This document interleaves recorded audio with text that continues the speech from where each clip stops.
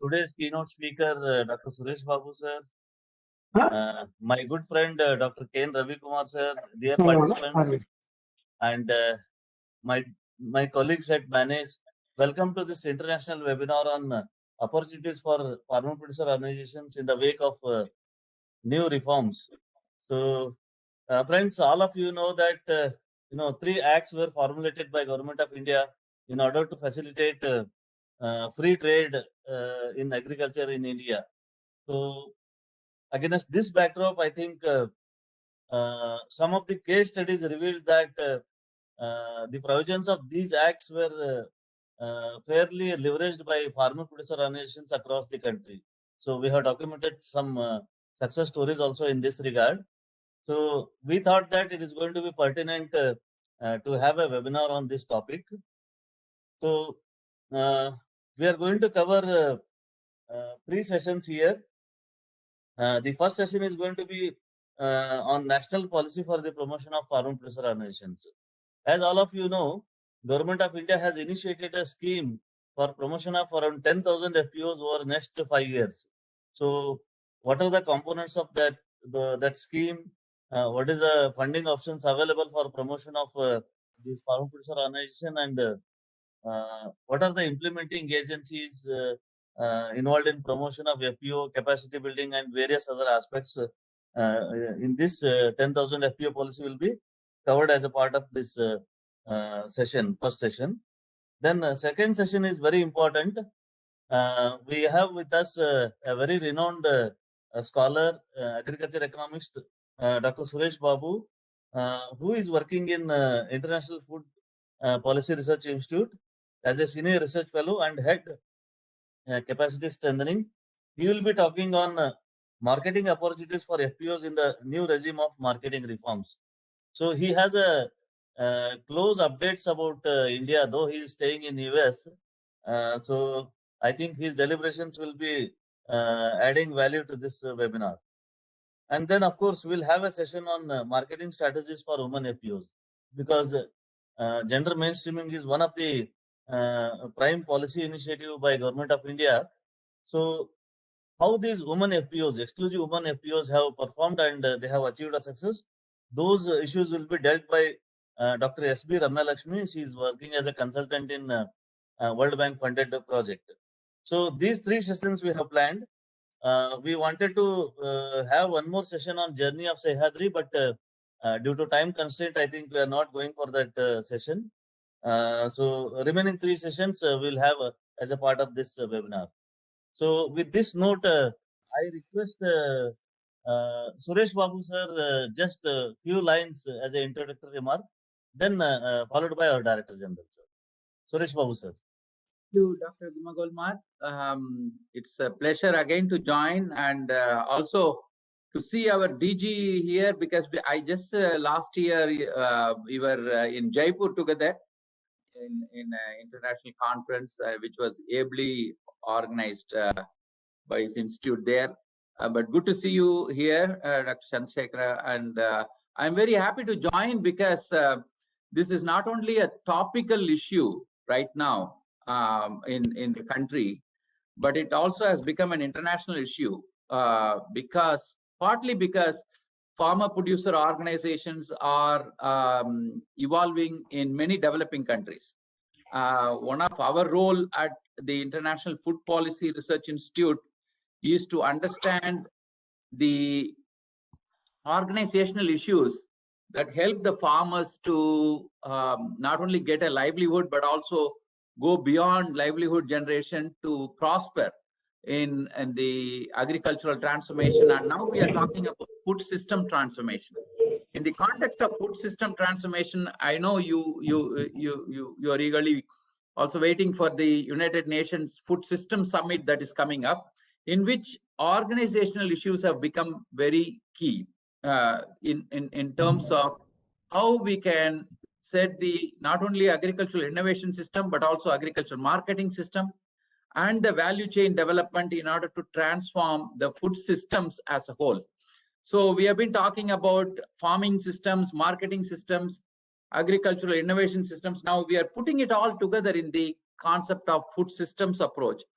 And when we talk about that, the agriculture policies, policy reforms that we are facing in many countries become very critical to analyze what are the key ingredients that will contribute to the transformation of the food systems. From that context, working at IFPRI at the international level, we would like to see and compare how countries are doing in different policies and how these policy transformations are happening. So in that context, we are not only interested in the laws and reforms that are happening, but also on the ground, how these laws are translated into action.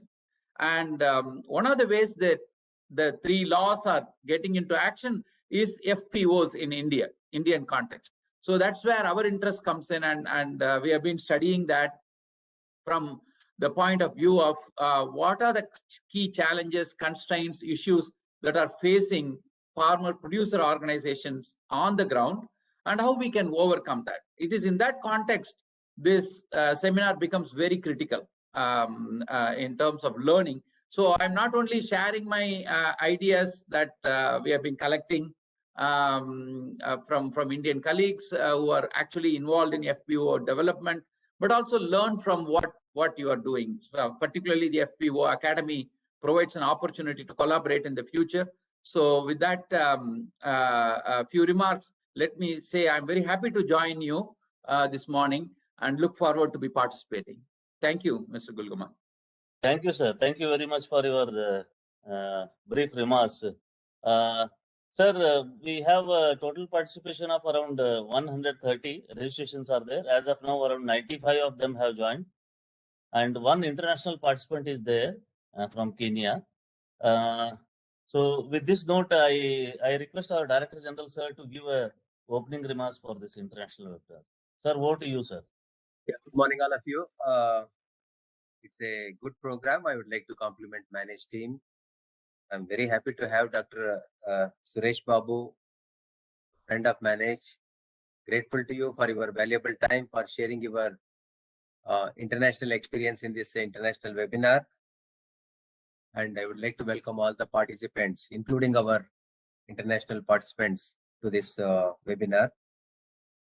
We are talking about Farmers Producers Organization. In this context, I would like to recall some of the proverbs which are fundamental to agricultural extension, which were taught in the first class when we joined BSc Agriculture. See, one of the proverbs says, if you are planning for a season, sow the crop. If you are planning for a decade, sow the tree.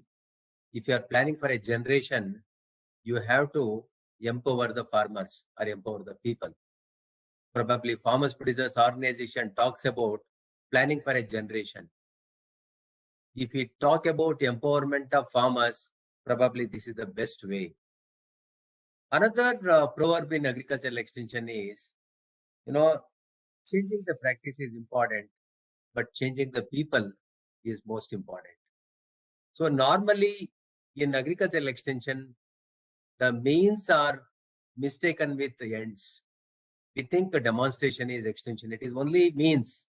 But what happens on the skill, attitude, and knowledge of farmers after the demonstration, that is more important. To what extent we are changing the farmers. So changing the people is very important. If you are working for Farmers Producers Organization, I think it is towards changing the people. It is fundamental of agricultural extension. And another proverb says, as you sow, so you reap. So you sow a good Farmers Producers Organization, you reap better benefits. So these are all, the fundamentals of agricultural extension, which are closely related to the topic which we are discussing today. The first question is, why do we require, we being an extension organization, we have to, justify why we are thinking about Farmers Producers Organization today.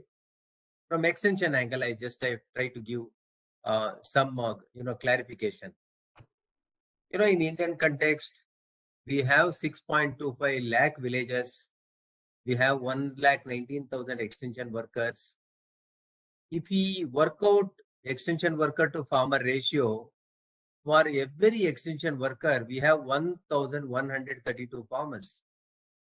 Practically, it is impossible for any extension worker to sort out all the problems of all the farmers all the time. So there should be some way out. So this 1,132 farmers, you just imagine if we can form into farmers producers organization, we end up with the 2 farmers producers organization. So an extension worker can ably, effectively contribute his time for development of 2 farmers producers organization rather than 1,132 individual farmers, which is practically impossible. So for using effective, the manpower which is available, resources which are available at present for, transformation in agriculture, what we are talking, probably farmers producers organization is need of the hour. If we come back to, the marketing part, in fact, we have to start our discussion with marketing because we are talking about marketing ecosystem, marketing policy reforms, which are happening today. Every farmer, it is very difficult for him to carry, 5 quintals or 10 quintals of grains, what he is growing to the best market. It is only, the scale of economy is very, very important. He has, a group of farmers working together to discovering a better market, better price. Probably that is more economical. So cost effectiveness in, in agriculture, it is, supported by this farmers producers organization. See, one of the recent policy document by Dr. Ashok Dalwai on doubling farmers' income. It rewrites the definition of agricultural extension. It says that agricultural extension should work for empowerment of farmers. When we talk about empowerment, it is not mere transfer of technology. It is empowerment of the farmers. It is time-taking process. And for that, I think there is no better tool than farmers producers organization. And the same definition, it also talks about commodity-centric value chain development and enhancing the income of the farmers. Probably this empowerment, commodity-centric value chain development, and enhancing the income of the farmers, I don't think we have a better tool than farmers producers organizations. Of course, recent developments we are going to discuss in detail. We have, the Trade and Commerce Act 2020 in our hand. What it says? It says that production is seasonal, but consumption is perennial. Whatever you produce, you have to add value, you have to store at one place. The storing is an economical activity. You need some infrastructure. Individual farmer, it is very difficult to attain. So a group of farmers, they can go for establishment of infrastructure like cold storage or warehouses so that they can store their commodity, and whenever they get a better price, they can release that to the market. It happens only when the farmers are together. And this Trade and Commerce Act also says production is local, but consumption is everywhere. So if you produce something here, you have to, in discovery of price, better price, you have to cross your village, you have to cross your district, you have to cross your state. If you cross your country, you earn dollars. So the more the distance you cover, probably, there is a better chance for discovering a better price. Therefore, earlier restrictions on inter-district movements of commodities, interstate movement of commodities were completely removed in Trade and Commerce Act. And it is not a APMC, some middleman purchasing. Now, anybody who offer a better price, farmers can sell to him. So this ease of doing agriculture marketing is gifted by this Trade and Commerce Act. And when the farmers are together, we have another advantage. Still it is very difficult to discover a market, but there is another tool called contract farming. The contract farming, it ensures a predetermined quantity, predetermined quality, and predetermined price.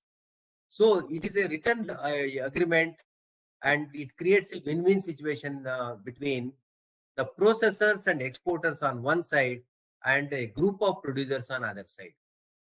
Contract farming cannot be done by individual farmer. For that, you need a group of farmers, a group of like-minded farmers working for a common objective. That is where I think this is the additional opportunity where our farmers, producers, organizations get when they come together. And it is not only policy reforms which India is talking. In fact, supporting some of the developmental programs are also launched by Government of India. See, today we have Agriculture Infrastructure Fund, around 1 lakh crore is dedicated for that. The farmers groups, they can go for establishment of primary processing units, warehouses, cold storages, work on logistics, so that these facilities can take them to a better profit. See, mere policy change without the programmatic support or financial support, we become handicapped. But we have a very better ecosystem at present, where not only policy ecosystem is better, but also, the programmatic support is also there from Government of India. See, not only creation of some infrastructure, but this Prime Minister food enterprises. See, Dr. Suresh Babu is talking about food systems. See, here in India, we are talking about micro food, enterprises. A group of farmers, individual farmers, entrepreneurs, they can start value addition activities and food products production units, so that till now what the profit is going to the intermediaries, other entrepreneurs out of agriculture system, probably that will go to the hands of the farmers and farmers producers organizations. For acquiring skill, knowledge, and changing the attitude, probably the groups are the best, the platforms. It's very easy to handle. Today we are talking about KVKs and Atmas promoting farmers producers organization. Why can't we develop a farmers producers organization which becomes a success story in a particular district, also serve as a social laboratory for other learners? We are also talking about one district, one crop. This is Government of India program actually. So there are 752 crops are identified against 752 districts. So, for example, in Varanasi, they are promoting chili, and some parts of Kerala, it is spices. So the agroclimatic condition and the farmers, wherever they are comfortable, they are trying to, promote, support crop clusters in these districts. So all these, supporting activities are going on parallelly, which empowers farmers producers organization, provided the groups are cohesive and they are empowered. Similarly, there are, thinking how we can empower existing APMCs, whether APMCs are only the purchasing centers, or can we, start where value addition can take place there with whatever the facilities we have, whether farmer can store his perishable and non-perishable commodities in APMC yard itself on a payment basis. So these are all some kind of, a progressive thinking which is happening in, different circles. I think, and also another development of agripreneurs and agri startups. So it is very important to link agripreneurs as mentors for farmers producers organization. And now in our country, there is a movement for promoting agri startups. So now more than 1,000, 2,000 agri startups are already supported by Government of India, and they are in the field. And of course, Manage is also in this business, and we have supported more than 200 agri startups.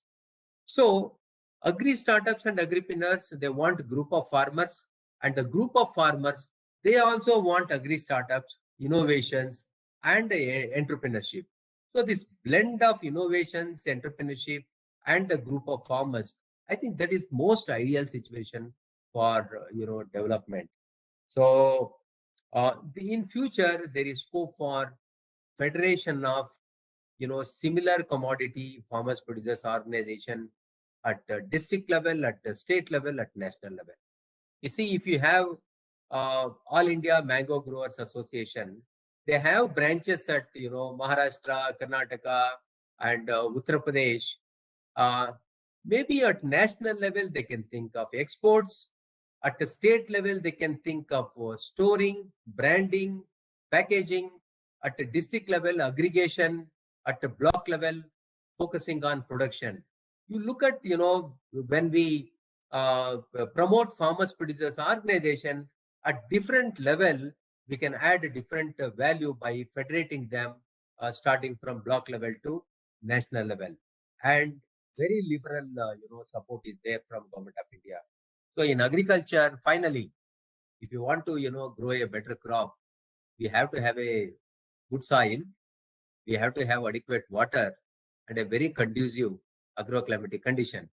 So for the seed called Farmers Producers Organization, now we have a better soil, we have adequate water and a very conducive agroclimatic condition. It is now or never condition for we people. I don't think we can get a better atmosphere for promotion of Farmers Producers Organization. In this context, I think the initiative of my organization for organizing this international webinar is a very important step. I am sure that we will be greatly benefited by Dr. Suresh Babu's international experiences. That will also give a roadmap for us. Tomorrow is also important because when we are sowing a farmers producers organization, we are not sowing for today, it is sowing for a generation. So most successful farmers producers organization in different parts of the country, they are actually generations old.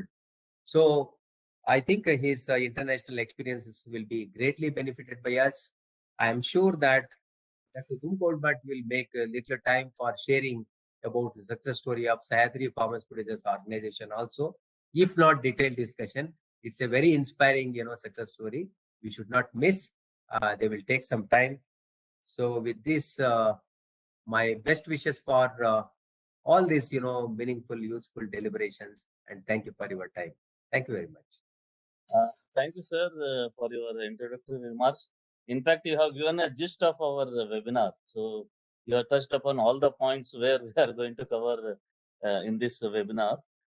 Certainly, I'm going to take time for sharing the success story of Sahyadri at the end, sir. Great. So Thank you. yeah, sir. I'll do that, sir. I'll do that. Thank you very much, sir. So with the permission of Director General, I think we'll go for technical sessions, sir, now. Yeah, please proceed. Okay, sir. Yes. So friends, I think I'm going to make a presentation on this national policy for the promotion of farm producer organizations. In this, I think I'll explain you about the concept of farm producer organization, because of course, most of the audience, they know what is farm producer organization, but still those who don't know, for their benefit, briefly, I'll explain the concept of this FPO, and then what is the latest national policy, what are the intricacies, what are the funding options available, and how this program is implemented at national level, state level, and of course at field level. Those details I am going to share it with you people. Friends, I think I have planned this session on this line, aims and objectives of the scheme, then what is FPO, then broad services and activities to be undertaken by FPOs. In brief, I am going to explain these concepts. Then the strategy for formation of FPO and identification of cluster areas. National Project Management Agency, that is at national level. What is its structure and all I am going to cover. Then what are all the implementing agencies at national level as well as at local level. Then at state level, in this policy, it is envisaged that the promotion of FPO will be done through these Cbpos, cluster-based business organizations, which are empaneled by the state government. Of course, what are the budgetary provisions? And among budgetary provisions, what is the modalities for getting equity grant, then what is credit guarantee facility, and how government is going ahead with training and capacity building for promotion of FPOs, implementation and monitoring mechanism. At the end, I will go through that. So this new policy has certain objectives.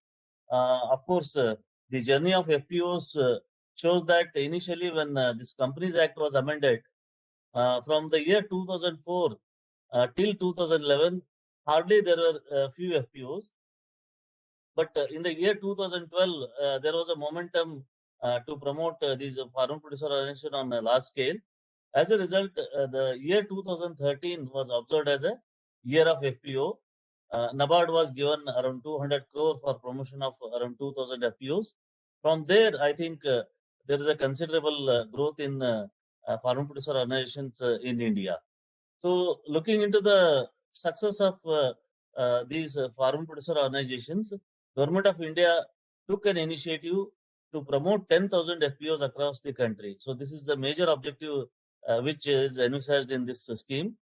And of course, why we are promoting these FPOs is to enhance the productivity, then to bring the concept of economies of scale, reduce the transaction costs.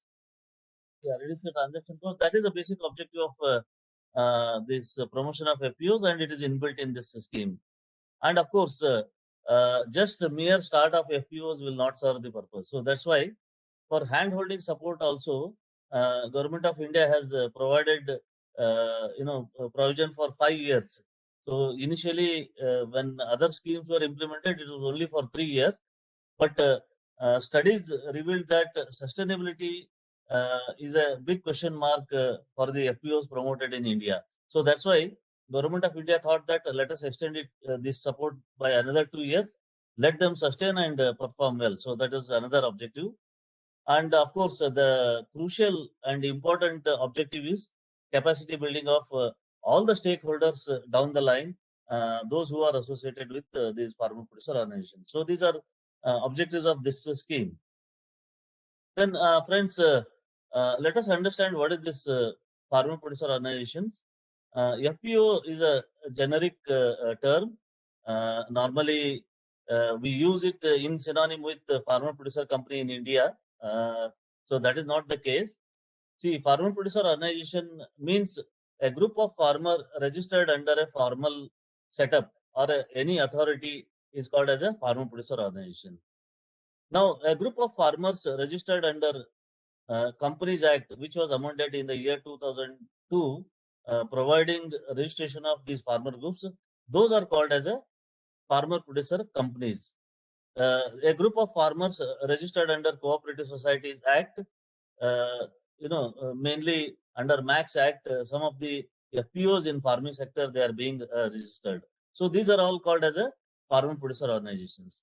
So basically, the aggregation tool is performed in various authorities. The registration is in various authorities, but nevertheless they serve the common purpose, that is aggregation. Now, what these FPOs, as a part of their activities they do, and what are the services rendered by these FPOs? Why we need aggregation of farmers? Few things are there. I just quickly want to enlighten the participants on this issue. Basically, as a part of backward linkage, these farmer producer organizations, they will ensure the supply of quality production inputs. Because as an individual farmer, yes, of course, I can go to a dealer and buy quantity required for me.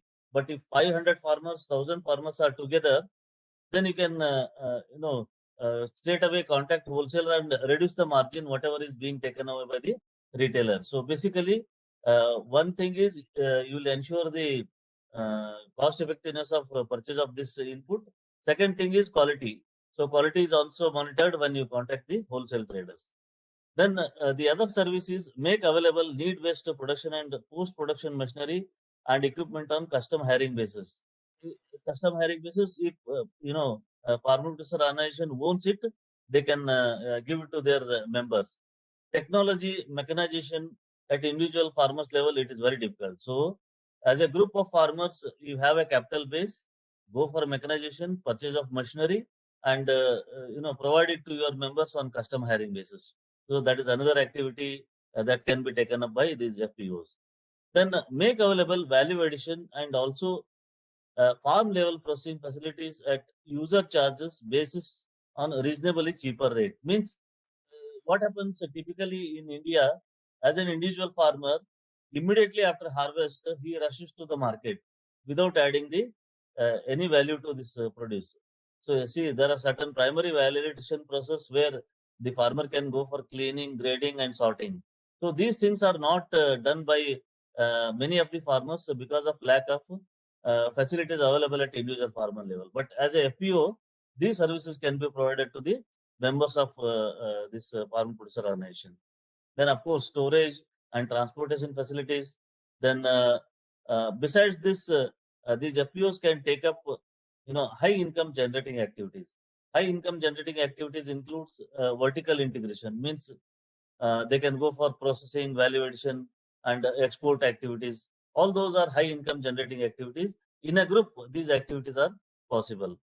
Then, of course, aggregation of smaller lots, that is one advantage. As a producer company or as a producer organization, it becomes the duty of the FPOs to aggregate the farmers produce at a farm level and aggregate it at one place and market it in a large lot so that bargaining power will improve.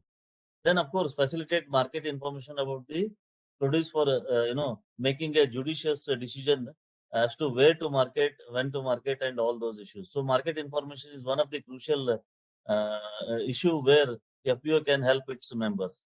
Then, facilitate logistics services on shared cost basis. Now, logistics, if you observe many of the studies, they have revealed that the major component in marketing cost is transportation cost. But in a group, logistics can be arranged by the FPO and that cost can be shared among the members. And the ultimate objective is to increase the income of the farmer, that is through scientific price discovery. So once you have a sizable marketable surplus, you can go for bargaining and get a better price. So on the one hand, reduction in cost is there due to aggregation. On the other hand, scientific price discovery is there. Now let us understand the structure of these farmer producer organizations. It consists. I mean, I am talking about the farmer producer organization registered under the Companies Act as well as the Cooperative Society Act. At base level, there will be members, and of course, these farmer producer organizations are run by CEO, Chief Executive Officer, and there will be a management body, board of directors will be there, and executive body will be there. Of course, general body consisting of all the members and board of directors. And of course, in cooperative sector also, more or less similar structure is prevailing. There are different ways to promote these farmer producer organizations. In the keynote address, I think our Director General proposed to organize these producer organization on federated model. Depending on the local conditions and agroecological situation, one can go for cluster-based approach or they can go for a federated structure as well. So in this farm producer organization, how it functions, that is all well written here. These FPOs, they have two important documents. One is memorandum of understanding. The other one is memorandum of association. So these two documents, the farm producer organization, how it is going to carry out its activities are written. That is planning, implementation, and monitoring. All these aspects are written in these two documents. Of course, as I told in the beginning, the functions of these FPOs are input supply, financial support to its members, then technical support to its members, insurance, procurement, packaging, marketing, networking. So these new generation farm producer organization, they take care of entire activities in the entire supply chain. So that is a merit of these new generation FPOs. Now, once you decide to form a farmer producer organizations, how you are going to go ahead with that? Already I have told at FPO level, but of course, one of the implementing agencies, Small Farmer Agribusiness Consortium, so they follow the federated model for implementation and promotion of these farmer producer organizations. On the other hand, NABARD follows the compact area, that is cluster approach for formation of these farm producer organization. So at state level, in the new policy, again, these community-based business organizations, they will be responsible for promotion of these farm producer organizations. But SFAC has proposed, farmer interest group at village level. Those will be federated conveniently at a cluster of village or at a block level, and they will be registered as a farm producer company. And these farm producer companies promoted by SFAC, they are monitored nationally by SFAC, and they have got a state level agencies to promote and implement these farm producer organizations. Now, as a part of this promotion of 10,000 FPOs, National Project Monitoring Authority is there. This National Project Monitoring Authority is Department of Agriculture, Cooperation and Farmers Welfare. So, this agency is responsible for promotion and implementation of these 10,000 FPOs across the country. And the duties of this NPMA is to support these community-based business organizations which are working at state level. They have to provide the hand-holding support to them. And of course, at policy level, they need to have experienced people as a part of this agency. Policy level advice has to come from NPMA to these Cbpos. Each agency, not only SFPC, but each agency, they have a criteria to empanel these community-based business organizations. And of course, the NPMA is a apex body wholly responsible for promotion of these farmer producer organizations. This is a structure where at national level program management is done by Department of Agriculture and Cooperation, and this NPMA will have different experts. That is, technical team on one hand, which consists of people drawn from agriculture sector, horticulture sector, animal husbandry and fisheries. Then there will be a marketing team. Of course, incubation services provider team is also there, where this is required for statutory compliance expert, input linkage expert, business plan and credit linkage expert, training and capacity building expert, B plan and common facility expert. So this is a structure of incubation service provider team. Though this part is very crucial because whatever activities enlisted here, they decide the performance of these farmer producer organizations. Apart from that, there is a help desk team. So this is going to be toll-free services where executives will be answering the queries raised by the stakeholders of this farmer producer organization. Of course, without IT, I think we can't think of any activities in the present generation. So IT and MIS team is there for constant monitoring and evaluation purpose. So there will be a monitoring and evaluation expert in this team. So this is a structure at national level. Now, what are the duties and responsibilities of this national level agency? That already I have said few things, but specifically they should draw the contours of program, including structuring of clusters. Then transaction advisory for selection of community-based business organization. This advice is precisely to the state governments. Then post-transaction support for effective project or program implementation. Once Cbpos are in place, how to go ahead with that. Those advice has to be given by these NPMAs. Then assist in structured interface with the stakeholders like other ministries, financial institutions, training and research and development institutions. So it has to bring on board all these institutions for effective implementation of this program. Then, of course, support in formulation of program and policy directions. Whenever any intervention or any modification or any amendment is required in the policy, that is the responsibility of this national agency. So these are some of the duties and responsibilities of agency implementing this scheme at a national level. Now, Government of India has identified several agencies as an implementing agencies. One or two already I think I have mentioned. Small Farmer Agribusiness Consortium, National Cooperative Development Corporation and NABARD. So these are the three key agencies which are responsible for promotion of FPOs as a part of this promotion of 10,000 farm producer organizations. So SFAC will form and promote those FPOs to be incorporated in Companies Act. Exclusively, they are promoting the FPOs under Companies Act. Whereas National Cooperative Development Corporation, it will promote FPOs under Cooperative Societies Act of the states. And of course, a mixture of both. NABARD will promote and implement FPOs both in the Companies Act as well as Cooperative Societies Act. Of course, duties and responsibilities. I'll just briefly tell about duties and responsibilities of implementing agencies here.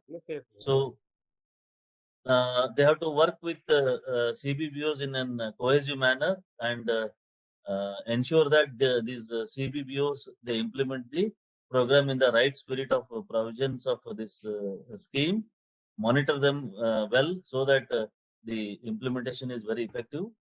And of course, with the advent of ICT, I think they can integrate all the Cbpos on a common platform. Then, NABARD and NCDC, they will maintain, manage credit guarantee fund. So what that credit guarantee fund, I will tell you. Then in consultation with Department of Agriculture, Cooperation and Farmer Welfare, so these implementing agencies, they have to formulate a rating tool for these FPOs.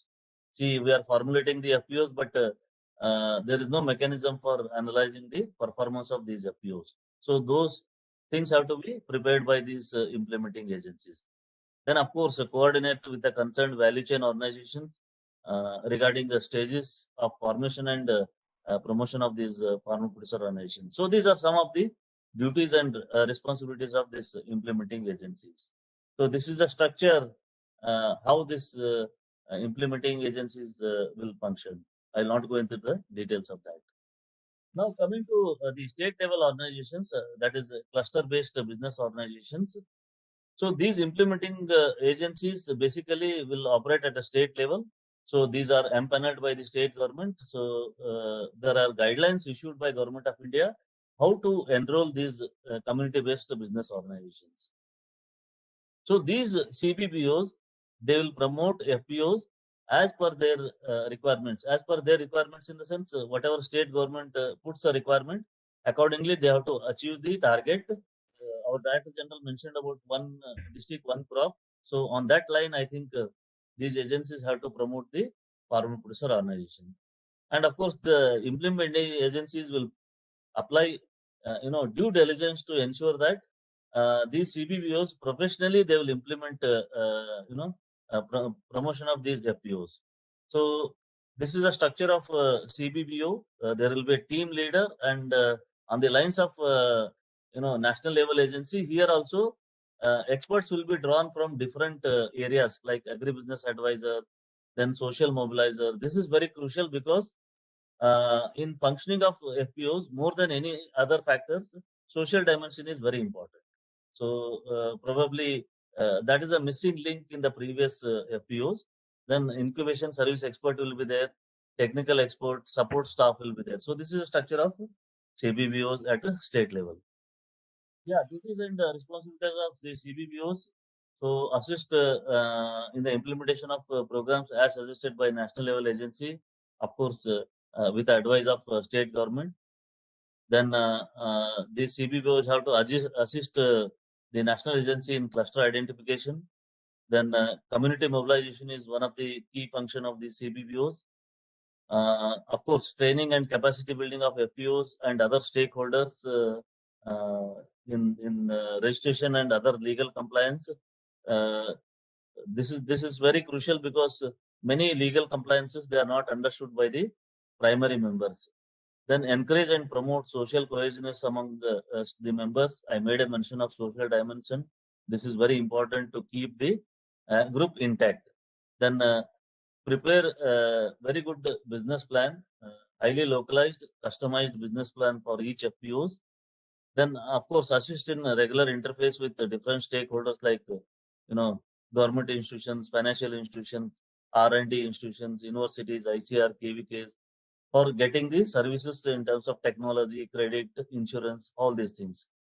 Then assist FPOs in availing the equity grant and credit guarantee scheme. So these are the two schemes of Government of India to support and handhold the farmer producer organizations. Then facilitate establishment of necessary common pool production, marketing and processing infrastructure. Of course, if any FPOs are involved in export, I think the Cbpos can facilitate in implementing the traceability, compliance and global market connectivity, review and monitoring of these FPOs. So there are n number of activities which can be carried out by these community-based business organizations. At state level, these are very crucial institutes for effective implementation of these farmer producer organizations. Now, coming to very important component of this policy of promotion of 10,000 FPOs, budgetary provisions. The scheme on formation and promotion of these 10,000 FPOs will be implemented till 2023-24, and the budgetary support given by Government of India is around 4,500 crores. And of course, besides this, they have a budget of around 6,866 crores in total, including this implementation and capacity building and other services. Now, coming to the component-wise budget, Government of India has specified, equity grant scheme at the rate of rupees 2,000 per farmer member, subject to a limit of rupees 15 lakh. Beyond this, equity grant will not be given even if paid up capital is more than 15 lakh. The equity grant is not in the form of government participation. So there is no government participation in the equity of this FPO. For this, around 1,500 crores have been allocated to Department of Agriculture, Cooperation and Farmer Welfare to cover all these 10,000 FPOs under this equity guarantee scheme. So the objective of this equity guarantee are to enhance the viability and sustainability of these FPOs. See, basically for performing any business, capital base is very crucial. So in order to enhance the capital base of these farmer producer organization, this equity grant will go a long way. Then increase credit worthiness of these FPOs. Once the capital base increased, financial institutions will come forward, lending these FPOs. So basically, the credit rating of these FPOs are increasing through this equity grant scheme. Then enhance shareholding of members to increase their ownership and participation. So once this equity grant is there, equal number of members they can participate in the functioning of these farmer producer organizations. So eligibility criteria, few details are there. I will not go into the details. Yeah, I think the important criteria is minimum 50% of the members should be from small and marginal category, and maximum shareholding by one member should not exceed 10%, because as per the Companies Act, in joint stock companies in other sectors, those who have more than 50% of the share, they are the owners of the company. But in order to have a democratic approach, the guideline says that individual farmer should not have more than 10% of the total equity of the FPO. So this is in order to bring a feeling that the company is owned by the all the farmers. So other criteria they are there. I will not go into the details of this. They are all self-explanatory. Now I will just briefly explain about credit guarantee scheme. So this is dedicated for availing the credit by FPOs from financial institutions. A corpus of around 1,500 again is allocated for this credit guarantee fund. Basically, if FPOs are borrowing around 2 crore, 85% will be, from the government side, the collateral will be provided. So this is how this credit guarantee scheme will enable FPOs to avail more and more credit from financial institutions. So under this credit guarantee fund, this is the responsibility of NABARD as well as NCDC. So they will have to cover this scheme and implement it at a FPO level. Even the FPOs promoted prior to this 10,000 scheme, they are also eligible for this credit guarantee fund. So of course, I will not go into the this is very important. Just one important component I will cover and close my session. Training and capacity building for promotion of these FPOs. At apex level, Bankers Institute of Rural Development, it is taking care of overall capacity building responsibility as a part of this scheme. So now this is a coordinating agency, and of course, some of the reputed organizations like NIRD, our own managed NIAM, and other national level institutes, they have been associated with this very crucial component of capacity building of stakeholders in FPO. Over coming next 5 years, BIRD has estimated that we have to train around 47 lakh stakeholders in the country. So this is a huge task. So all these national institutes and local institutes will facilitate BIRD in implementing this training and capacity building component. So some of the agency details I have given here. I will not go into the details. And of course, budget allocated for this training program, it's coming from budgetary provisions that will be allocated to Department of Agriculture and Cooperation, and in turn, DAC, as per the plan, will allocate the funds to the state government, respective state government. So implementation and monitoring mechanism, yes, of course, national, state, and district level, I have already shared few of these things, how at national level and the state level these things are implemented. I'll come down to the district level, where district or cluster level, these committees will be headed by a district collector or a CEO of Panchayat, and then the other line departments will be associated in implementation of these schemes. There are modalities which have been worked out for continuous monitoring of implementation of this scheme. So with this, I think I'll conclude my session. So these are some of the intricacies of this new national policy. I just wanted to share it with you people. We'll have a question answer session at the end of the webinar. And if there are any questions, I request participants to put it in chat box. At the end of this session, we'll try to address your questions. Now, with this, we have come to the end of this first session. Now, I request Dr. Suresh Babu sir. Suresh Babu sir is Senior Research Fellow and Head of Capacity Strengthening at International Food Policy Research Institute. He was educated at Iowa State University. Before joining IFPRI in 1992, he joined as a research fellow in Cornell University.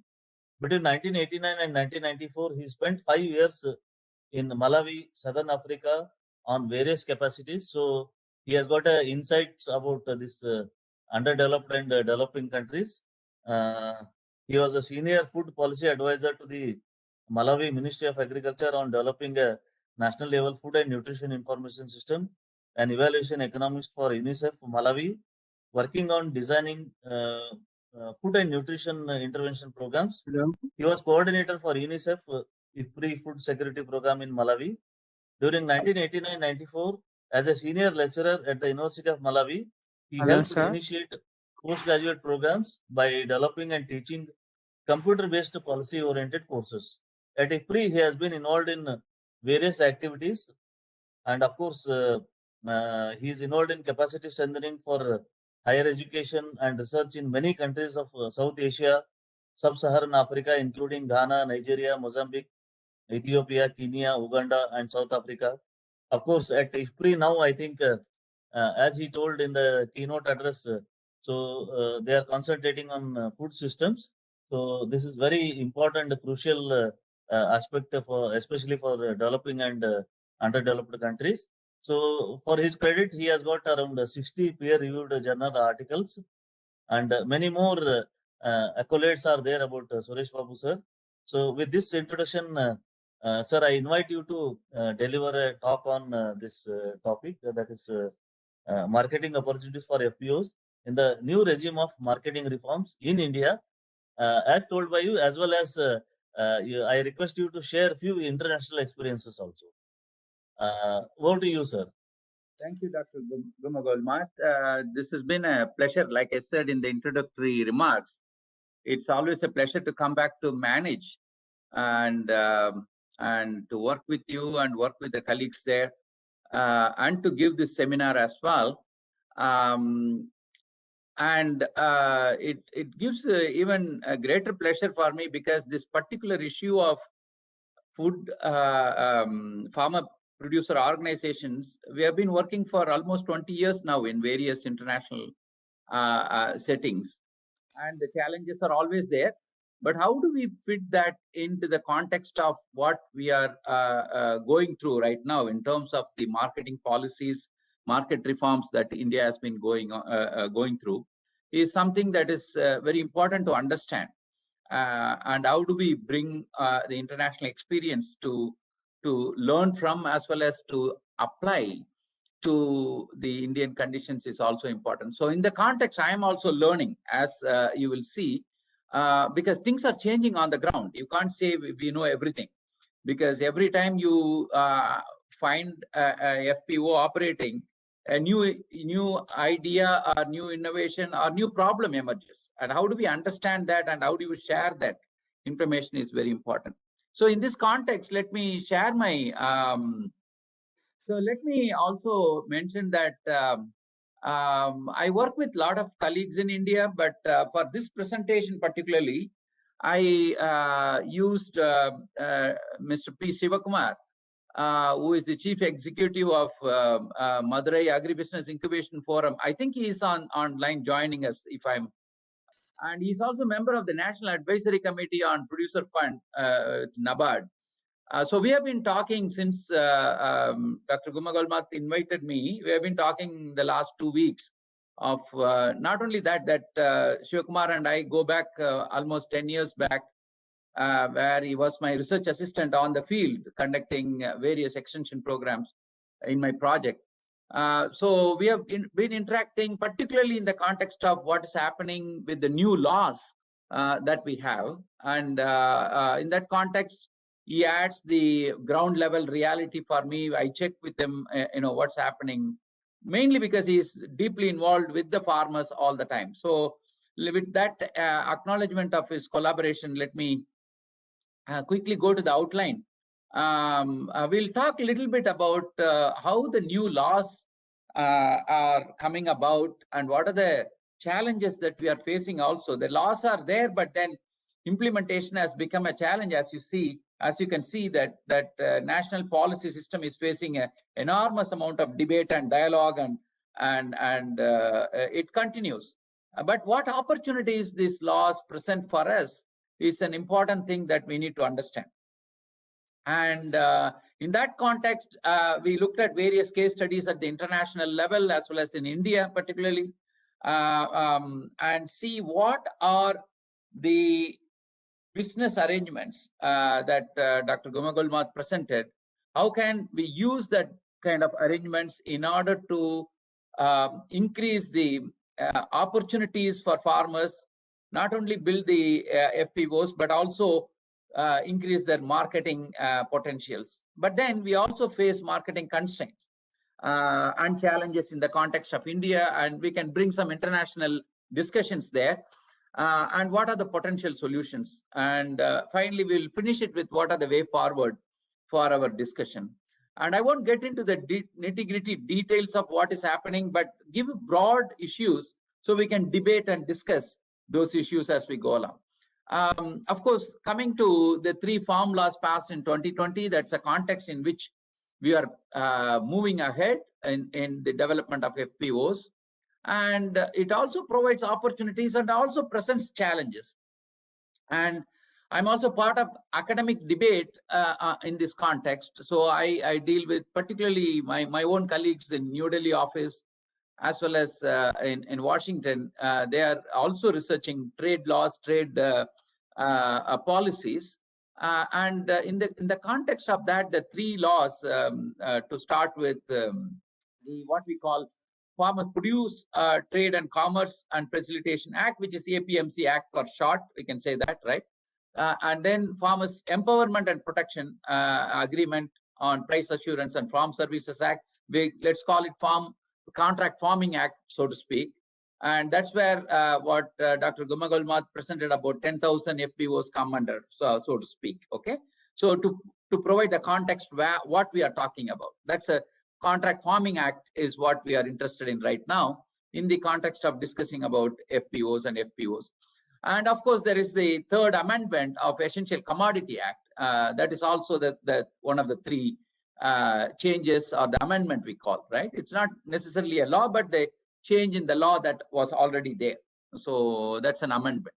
So all three put together is what we call the three farm laws, and the huge debate is going on. Farmers on the street, in particularly Delhi, New Delhi, where Punjab, Haryana farmers are, disputing and debate is going on. Even now, you will see a lot of, and I've been interacting with the task force members who have helped in the formulation of the laws in the Ministry of Agriculture and the Policy Advisory Group, and the key players in, including the Supreme Court appointed members of the task force, which is looking at these three laws and terms of how we can bring a solution to this, the debate and discussion going on.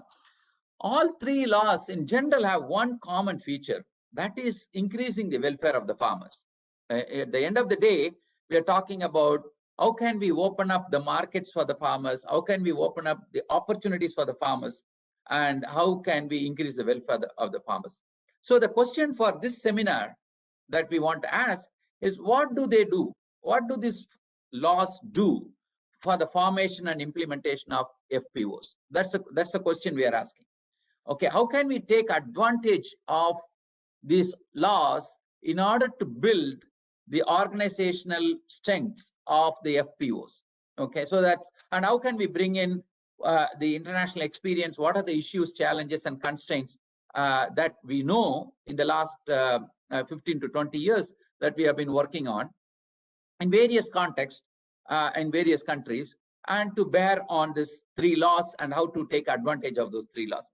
And of course, the details of these laws, Dr. Gummagolmath has presented. I won't go into the details, but I also have, to complete this presentation, I also have some details. I will go through that discussions fast. So in the context of these three laws, what are the implications of these three new laws, particularly in the international context? Okay, in the international context, what we are talking about is opening up of the trade regimes, so that the global agriculture will have stability, both in terms of markets, in terms of accessibility to commodities, as well as the price stability, right? And open trade is always better than trade constraints, trade barriers.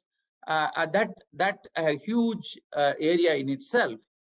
But in the context of domestic markets, even if these markets are connected to the export markets, we are still talking about how do we allow the local markets to operate freely, and how do we talk about, in a country like India, one market, one country, right? That's a concept, and that concept is prevalent in many developing countries. Okay, countries want to remove the restrictions, give the freedom to the farmers to sell and buy commodities, and allow the development of new set of organization and institution regulatory systems that allow farmers to play a better role in the agricultural transformation.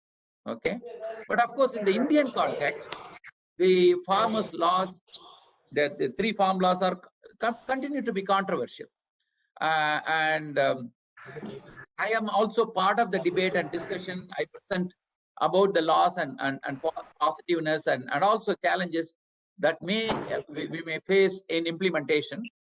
But even with the controversy that is going on, what are the best possible things? What are the strengths that we can use in order to move further? So researchers are writing on the challenges, but we need to think about how we can actually use the existing laws to benefit FPOs development, right? That there are so much that we can do even with the laws while the debate is going on. So what are the implications of that? Okay, so let's talk about some implications of these laws supporting FPOs or FPOs in general. Is the freedom to make forward contracts, right? So there is the contract that you can make with anyone, in order to sell and buy commodities. And of course, in that process, there are huge risks that are transferred from the farmers to the businessmen. And in that process, the businessman gains, farmer gains as well. So there is win-win situation. But the context in which these contracts are made, the institutional arrangements with which these contracts are made is going to determine the outcome of who is winning, who is losing. Is this a fair contract? Are we benefiting both or all the players who are in the contract? That's something that we need to be very careful about. But these laws collectively give the freedom for the members, right, of the FPOs, for example, to lease lands as a group or to engage in infrastructure development and bring the smallholder sector together for working together in the concept of an organization, in the concept of a group, and in the process sharing the profit as well. And given that we are a country of smallholders, moving from staple crops to high value crops is going to be beneficial. That also brings the marketing challenges. That's what we are going to be talking about. I'm going to focus on these marketing issues mainly, but then that when you move from staple crops, grain crops to high value crops, automatically you introduce the concept of increased marketing channel in terms of quantity, quality, pricing, contracting, and meeting the standards all become very important. So in the context of these laws, what we are talking about is these laws allow the India's corporate sector. When we say corporate sector, we usually think about the huge businesses, but we should also think about medium and small scale enterprises which are coming in as buyers to operate freely in the procurement, stocking, value addition, processing, and retail marketing in the value chains. This whole range of value chains and actors and players, and how do we integrate them with the farmer producer organizations is a challenge right now. And how do we do that? And what are the opportunities that exist? How do these laws relax these constraints? And is something that we need to discuss about. Okay. So one of the opportunities here is when you bring the farmers together, and it gives an opportunity for technology innovation and productivity enhancement.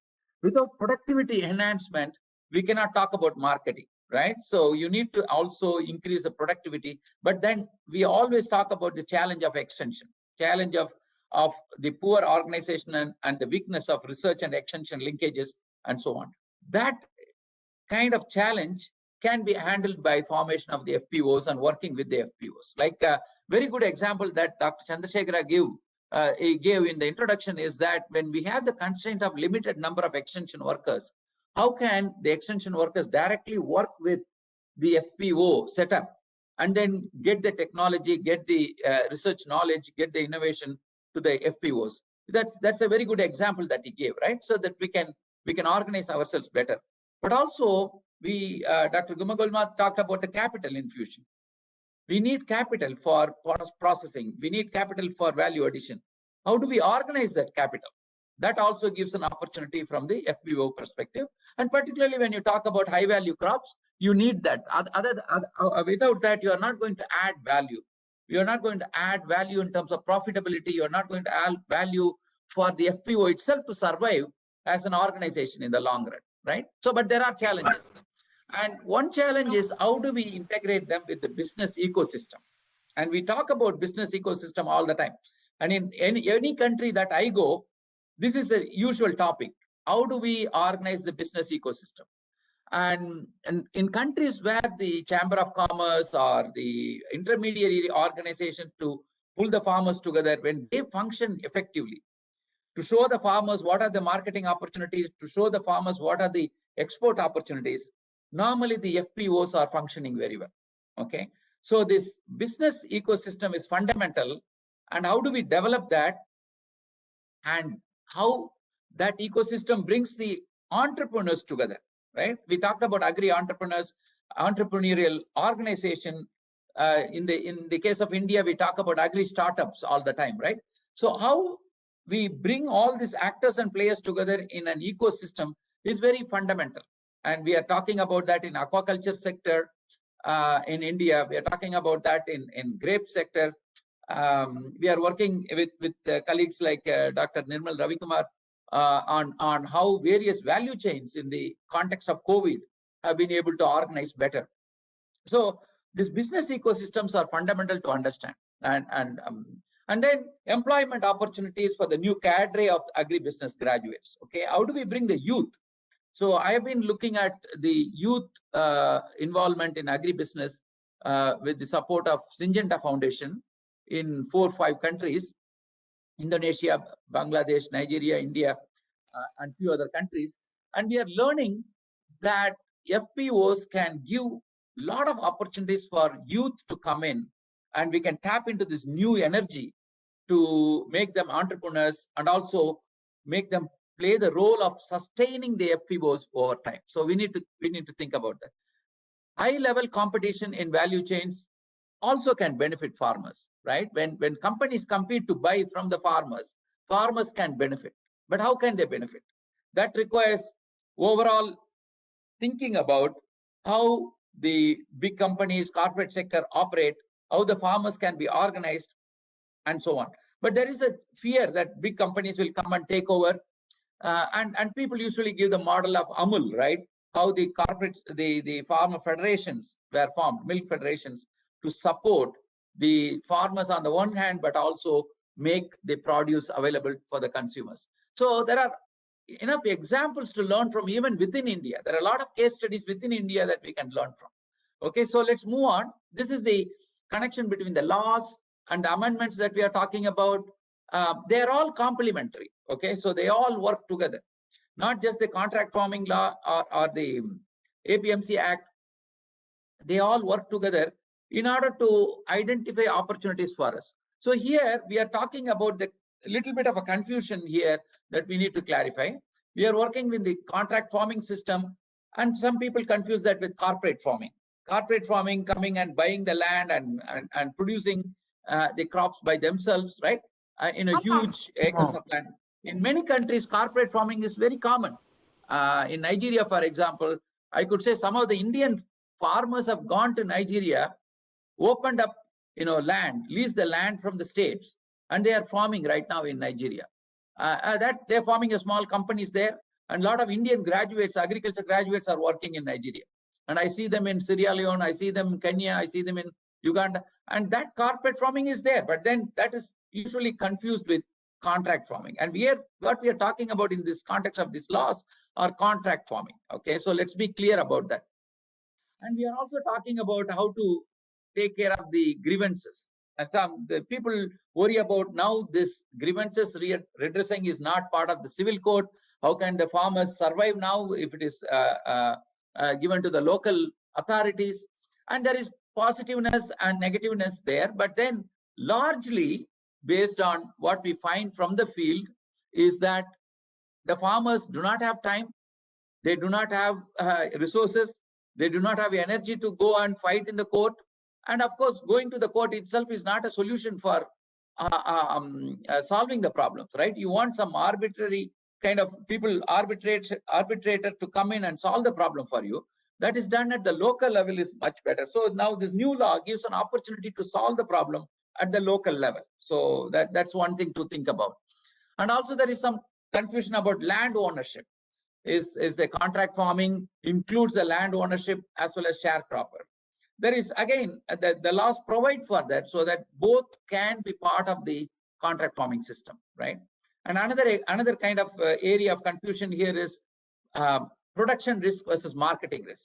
Are we transferring the production risk to the marketing agent or the buyer, or the marketing risk to the marketing agent? What is happening is, in the most case, we are transferring the marketing risk, but tying that to production risk can be a problematic area, right? So we need to be context specifically analyzing these issues. Linking APMC Mandi, for example, electronic prices to contract farming is something that we use as a base price, and that could be a useful signal for setting the prices at the local level, because you need some kind of pricing mechanism to show what is happening in the market, right? But how do we use that effectively in an electronic kind of manner is something that we need to think about when we use these provisions of the laws for our purpose. Of course, categorizing a FPO as a farmer or farmer as a member of the FPO there is some bit of a confusion there as well. So we need to be understanding it very clearly. But that's where the state level legislations come in. State level legislations or modifications can help in terms of translating the national policies, national laws in the local specific, context specific, functional approach for solving the problem. So we need to keep in mind that APMC Act, which was starting in the early 2000s, many states have taken up in different directions, right? The Bihar, for example, completely abolished, and states like Kerala, Karnataka, Maharashtra, they are doing it in a different way. Karnataka and Maharashtra is a typical how they have approached APMC, right? So varying levels of degrees of involvement of APMC, Mandi Acts and transformation is happening. But how do we understand how FPOs can operate within the system is something has to be context specific. So let's keep that in mind. So what are the opportunities really this new law presents? We talked about it a little bit. So it increases the number of FPOs. We were already having some FPOs, but it opportunities expands. The 10,000 FPOs is really a huge opportunity for farmers to gain benefit, right? And in that process, we are going to learn a lot in terms of what works, what doesn't work, and how can we improve the organizational setup of the FPOs. So it's not a one-time approach to set it up and leave it there, right? We are going to be constantly, dynamically improving the system.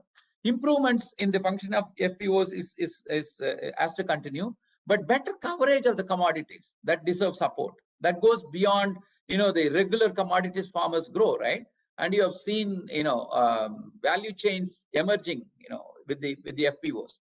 We talk about banana value chains, we talk about turmeric value chains, and Shivakumar himself can talk about 10 or 15 value chains that he is dealing with already. So better coverage of the commodities. Farmers can realize better income through participation in the market. That's very clear, right? So how do we realize that income is important. What are the mechanisms through which we can do that? And how do we help the agribusiness ecosystem as a whole, right? In a block level or in a district level, in a state level, the federations that Dr. Chandrasekhara talked about, right? So how do we build that agribusiness ecosystem? What are the institutional arrangements that can improve between the entities in a value chain? Be it a farmer on the one hand, the aggregators, the processors, right? And startups that are coming into play, and the people who finally retail it, for example, at the retail level and the consumers. And how do we increase the arrangements and also competitiveness of various actors and players in the value chain? What capacity contribution that the new laws can make for FPOs? We talked about. To me, it is an exciting thing because we are going to build up institutional capacity all over the country, right? So, but not only linking research and extension, but also farmers to the markets. That is going to give a new dimension in itself of a new generation of farmers knowing what is happening in local markets, knowing what is happening in the regional markets, knowing how to connect to the national market and also export markets. It's going to be a huge capacity revolution in itself, and that will bring a second revolution in high value agriculture in India. So that's something that we are looking at, and these laws provide opportunities for that. So let's keep that in mind.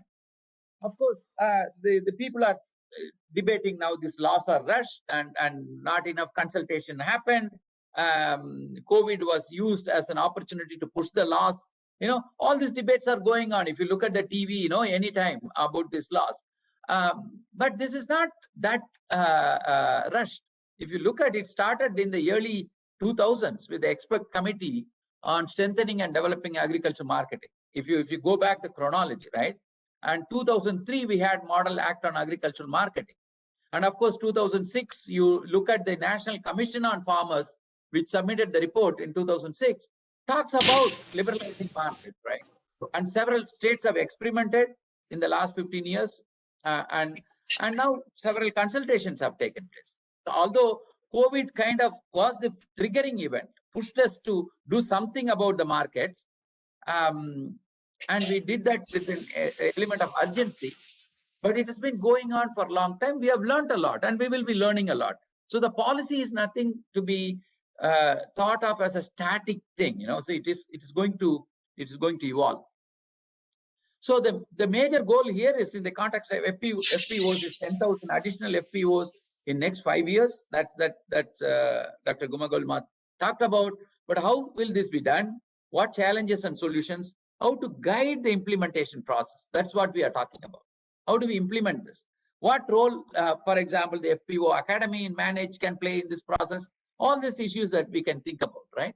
So this is some numbers for you to think about. Dr. Gummagolmath gave this information. Main organization arrangements, but mostly at the state level, agencies and the Cbpos are the key actors and players there in order to organize the farmers, nurturing the FPOs, and also making them sustainable. So we need to really understand what role they are going to be playing and how we can support the Cbpos on the grounds, because they are the focal organizations which are going to get the job done for us, right? So that's the implementation system, and particularly the Contract Farming Act, working in the context of the FPOs, helps us to clarify certain things. One is the deliverables are now well defined, quantity, quality of the deliverables, right? And the prices are very well defined. And that clarity is something that we need in the development of FPOs. And we also talk about payment facilitated within 3 days after delivery, right? That's an improvement in the new act. And encouraging traditional players to come into act. But in addition to the competition among the Cbpos and providing them opportunity to operate in a particular geographical location, coming up with innovations, but building on the earlier innovations of other players like Reliance and Gates Foundation project. So we are building on and using the Contract Farming Act to strengthen the FPOs. So, but also people have highlighted some of the issues in building the FPOs, and I particularly want to quote my friend Dr. Sukhpal Singh. He's talking about still there are something that we can do better in terms of procurement of producers, identifying your procurement channels, stopping the delivery delays that happens at the factory by the farmers. These are all the things that we know, but it's being pointed out in the context of the Contract Farming Act. Can the Contract Farming Act can further push this kind of regulations in terms of delayed payments to the farmers that has been seen in the past, low price given to the farmers, but particularly when the market prices go down, poor quality of input sometimes applied to the farmers, the quality of seeds, quality of fertilizers, and other opportunities that farmers get through the contract farming system, particularly failure to compensate the farmers when there are uncertainties. Stagnation in the contract prices because the same price fixed over 3 years, but the opportunities in terms of price increase, the farmers not able to get it. And how do we address that? But also people keep bringing up the agribusiness normalization, adjustment of the prices over time by the companies as a common thing. We need to keep this in mind because people bring these issues again and again. How do we use the Contract Farming Act at the state level to address these challenges is something that we need to think about. And these issues are not unique to India. These issues are in many countries where we are developing FPOs. We face the same challenges, but I want to put that in the context of what is being discussed in India. And other issues, of course, the civil courts issue is keep coming. Some people say it's good, some people say it's bad. But the contract farming agreement is generally between either the landowner who is producing with the shareholder or a leasee who is renting the land from the landowner. But in this case, both can come into the act. Whether it is good or bad is something that we need to think about. And of course, not mixing FPO with the farmer, categorizing the FPO as a farmer is also is an issue in this. So farmer empowerment and protection is the key element of the Contract Act that we can build on it. So in the context of marketing opportunities, let me quickly get into that in few slides. the whole FPO development, not only in the Indian context, but also international context, came about when we talked about smallholder sector was stagnating with the staple crops such as rice, maize, wheat, and not able to commercialize and not able to transform the smallholder agriculture sector. And that's when the idea of how can we develop value chains and orient them towards export came into existence, right? If we are talking about 20, 30 years ago, that element of commercialization came in. But then in the last 15 years, the value chain development has picked up the momentum. But that required organizations of the farmers, right? In the context of supplying the right quality and quantity of the product, because markets require certain standards. And at the same time, smallholder sector need to smoothen the supply over time and space. And that's the issue that Dr. Chandrasekhara talked about. How can FPOs coming together as a group help smoothen the supply, right? That let's keep in mind those aspects of time and space. But also the management of environment and sustainability issues are important, right? Not destroying the farming environment. The climate change now is bringing climate smart agriculture. How do we bring that in also as part of the production system? That requires innovation and technology development and adoption. And how farmers are linked to international value chains.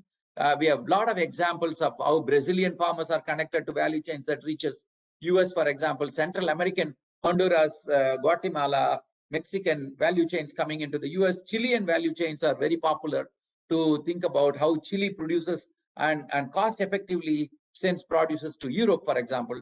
African value chains in terms of Kenyans producing the French beans, for example. Ethiopians producing roses, cut flowers, and there are very classic examples. And the beef value chain in Botswana to Europe is another example of how competitively smallholder farmers have been reaching international markets. Okay, but then that requires, of course, knowledge about building institutional capacity for cleaning, grading, packaging, and processing. That come into the play as well. And retaining the income, high level of income at the farm level is a goal. And we talked about transportation, logistics, and so on and so forth. All these things bring us to this contract farming as an approach and building farmers producer organizations as a method to reach that goal. Of course, major challenges, I put that in the context of India. Infrastructure we talk about, and that is this contract farming gives us an opportunity to build the infrastructure. It's a global challenge. Human resources are global challenge, building the capacity, time involved in organizing FPOs, time involved of the farmer himself participating in FPOs, and finally the working capital. All this clearly the challenges also Indian farmers facing as well. But then what are the alternative models for revival of these systems, right? And that's what we talk about. One example is the retail hubs and spokes model, particularly raw material procurement and by the companies that are coming in from the FPOs and processing separately, another model. We talk about the white labeling all the time, right? Expanding market opportunities for the farmers and also alternative distribution channels. It's not just one method of marketing, but how do we diversify that? And Shivakumar and I talked about these models in the context of the case studies that we are looking at in India. But then these are also the models that international organizations use in many other countries as well.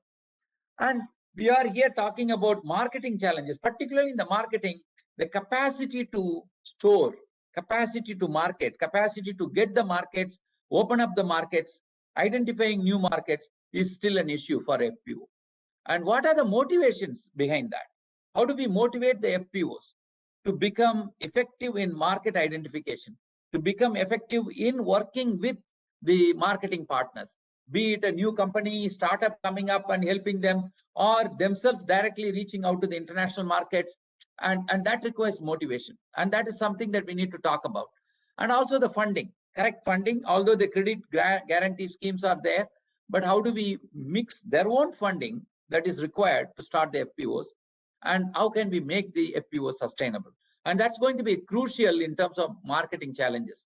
And of course, the models that bring in the capacity at the local level, build the institutions at the local level, and building the ecosystem together is something that we need to be talking about. That's where the CBBQs, the organizations, Cbpos, becomes important for them to play an effective role on that. But then even the CEOs, the actors and players in the Cbpos needs huge capacity strengthening. You don't find CEOs or of all the same level of capacity. Some people are extremely doing very well. I'm fortunate to have Shivakumar working with me because he has understood the nature of the game on the ground. But then I also meet some of other. I also met with another colleague, maybe Mendu Srinivas is online, and I learned quite a bit from Mendu because he operates in Hyderabad, and the way in which they operate brings these issues to the forefront, and the commitment and the passion that these young people have as CEOs need to be nurtured, need to be developed, so that they can bring not only the quality of decision making to the development of the FPOs, but also we can learn from them. What are the real issues that are on the ground? Because they are the people who are on the ground. So I'm fortunate to work with these young people.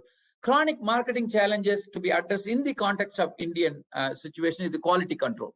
Okay, how do we educate the farmers not only to negotiate but also bring the right type of quality that they agree on the contract to the market, right? And reliability of delivery.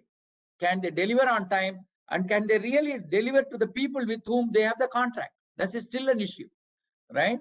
And what is the issue of trust building, right? And with the marketing partners, can the marketing partners really trust the FPOs and the members of the FPOs to deliver as they write the contract, right? That's still a challenge. But then in the context, the price discovery, price sharing, information exchange becomes a crucial aspect of it. That's where the digital platform will help, but also building up the agri-business ecosystem that we talk about. It's a crucial thing, and bringing the partners together on equal footing and helping them to negotiate and form long-term partnership in order to explore the new markets jointly, so that they can be in the business of respecting their contracts, fulfilling their contracts, and also harmonize the flow of the products both in quantity and quality as agreed upon. So that's fundamentally, still there are a lot of challenges in that area that we need to be addressing. So we should be looking at that as well. But what drives the success of FPOs in the context of Indian context, right? I'm bringing the international knowledge, but then looking at the Indian context. Policy refinement is always important. And that's what our new acts are trying to do. The APMC Act, the evolving of APMC at the state level, and the Contract Farming Act that we have help us to think through the policy refinement. And it is not static. We need to be feeding back to the policy and say, this is working, this is not working.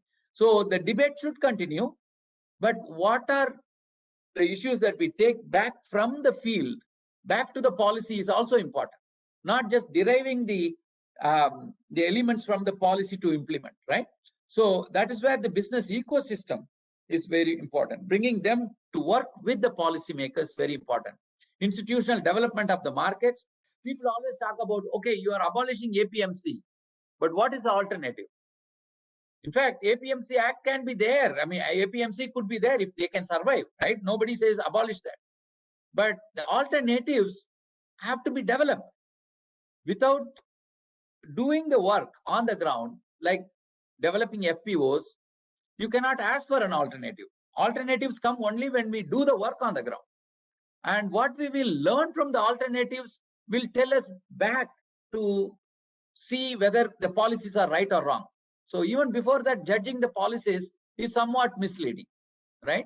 And if you listen to the debates carefully, and there are a lot of YouTubes, my own colleagues have debated on YouTubes, right? You can go back and look at that. Good thing about it is that you can go back and check who is standing on what kind of information basis they have for debate and dialogue.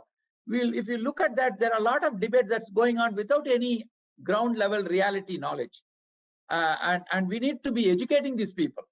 Some of the academics, particularly in India, they debate on the television without real field level experience and something that I feel that they need to go to the field and learn before they talk either for or against. You should have the field level information. Okay, that's where working with the Cbpos are very important in order to understand what the challenges that they are facing.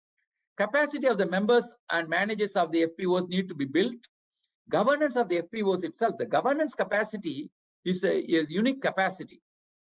And you can't expect all the people who are hired as CEOs of FPOs or managers of FPOs to have that kind of capacity to manage. And that's where the issue of building capacity comes in. It's huge effort and we need to invest in it. But also the funding mechanisms of the innovative funding.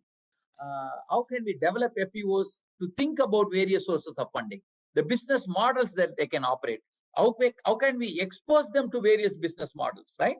Somehow we know because of our exposure, we can think about various models. But imagine few farmers coming together, they have been growing only few crops and they have not been exposed. And how are they going to come up with ideas for funding, business models, and so on is something that we need to think about. So we talked about the business models. Imagine farmers, producer organizations to think about various business models, right? It's very difficult. We need to bring them to the new opportunities, new commodities, and all this requires capacity building. And in the context of financial sustainability, how can they sustain the finances over time, right? So finally, I want to pull it all together in terms of what are the drivers. In fact, that is what we are looking at. We maybe manage, we can work together to think about what are the drivers of success in FPO development. And we can probably think about various case studies in various contexts. Mr. Shivakumar and I talked about a few cases to look at ourselves. But there are all over India, Manage probably is in touch with several FPOs, and we can start looking at seriously on what are the policy drivers, what are the institutional drivers, what are the financial sector drivers, what are the capacity drivers that will help in an FPO, for example, to be successful. And how do we define the success factors? How do we bring together in various contexts? So that itself will help us to develop curriculums for the FPO Academy, and something that I want to place. And I would be happy to help work with you and do that, bring some international experience to that, so that we can even bring Kenyans and Ugandans and Nigerians to manage, to even get trained on the FPO opportunities. But that requires solid development of the material, and we can build on working with the Cbpos like the Madurai Incubation Center and few others who are already on the ground, working on case studies, and build on that. So in that context of that, we can also think about how state agriculture universities and their incubation centers can come together, manage the labor requirements, particularly on the ground. The challenge there, diversifying and selling in segmented markets. There is a good example of Jasmine example from the Madurai Incubation Center that we can think about to expand and learn. And how do we build the Cbpos itself in order to have better capacity? Because they are going to be the nodal kind of supporting organizations. And how can we build themselves? And also learn from that in the context of how do we avoid multiple roles of the CEOs, confusing credit and financing, mission creep that happens in FPOs, right? And how do we recruit the right people and bring the combination of expertise, marketing expertise, production expertise, and negotiating skills to the input markets, to the aggregators, and so on. So in that context, as I said, FPO Academy itself could be a very good opportunity to bring, on the one hand, building the capacity and also producing literature that we can share with not only in India, but also with the rest of the world to build new generation of FPO leaders so that they can sustain the development of FPOs in the future. So with that, let me think about a little bit of a way forward. The Contract Farming Act is the least controversial of all, actually. We don't have to wait for any debate and discussion. We can go ahead and implement this 10,000 for FPOs, there's nothing controversial about it. But we need to be cognizant of what is the debate and dialogue that's going on, but what is the action needed? we can also contribute back to them in the debate and dialogue. Policymakers are also looking for feedback. Okay, so we can also produce data. When we say data, it's not really quantitative, empirical kind of numbers, but also case studies or data. Each case study of FPO, understanding how they fail, how they operate, how they succeed, itself is a data point. So we can also develop that data points. And learning by doing is the only option. You're not going to have the full knowledge already waiting for us to learn. I mean, you got to do the things on the ground and learn. And that's where the CEOs of Cbpos are very important to work with. And these are the key players that we can learn from. And how do we move forward with what we have and build on it is very important. And like I said, policy is not a static concept. Policy is going to be evolving. 10 years from now, we'll be talking about a new policy that is going to help a new different levels of FPOs, right? So don't think policy is all set in stone, and we need to be evolving. And that policy system, guiding the policy system, is also responsibility of organizations like Manage, right? So and IFPRI as well. So that's why we really want to collaborate with you to work further. And even laws can be amended. So we amended the essential commodity laws, right? So we will amend the laws when we find new knowledge. So that we should be open-minded about that, right? So not necessarily sit and debate right now and don't move anywhere. So we got to keep moving, progressing, and then change as we go along. That should be the attitude. But state governments in the federal system that we have, state governments have a lot of leverage for innovation. They can innovate there, take the knowledge, take the experience, and innovate at the state level. So what may be useful right now is to do a typology of various states, how they are approaching FPOs with the existent context of APMC and contract farming that they are following. And we can come up with a typology of lessons that we can learn. For example, Bihar is one where they have abolished APMC. How the corporate sector is going and buying. For example, you talk about Godrej Wet, right? They go and buy huge amount of maize, and they've been exporting to other countries, including Bangladesh.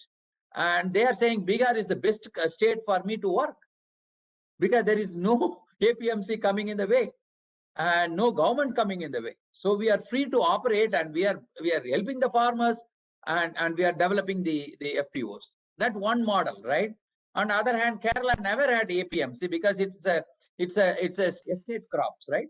And how they have been doing with the organizations that they have developed. We are always talking about the smallholder tea producer organizations, right? And what models they have been forming, and how they have been working together. We need to look at that on the other hand. And what about the northeastern countries, the remote farmers living in mountainous areas? How are they organized? Because they demand APMC. They don't want the APMC to go. Is that APMC solution for them? Maybe. But how do we organize them as FPOs? Something we can think about. So the typology of various states can help us in terms of understanding how we can build the capacity. So developing case studies for learning is very important. And of course, we can work together and building the capacity, as well as I'm very excited, as you can see, to work with Manage and work with people like Shivakumar on the ground, because not only I learn, but also I can pull the learning together and give it back in a package from the international scenario as well. So it is a win-win situation for me too. So that's where the collaboration comes in. So I'm very grateful for Dr. GummagolmathDirector for inviting me again for the seminar and working with youngsters like Shivakumar on the ground. So look forward to be in India when the travel opens up and we can meet in person. Thank you so much.